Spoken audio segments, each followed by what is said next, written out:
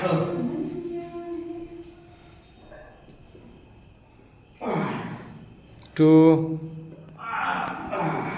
3 4 5 70 KG wait দিয়ে squat করবো 10টা। দেখি কেমন পারে। কটালো? 7 আর 3টে, 8 আর 2টো বাকি আছে,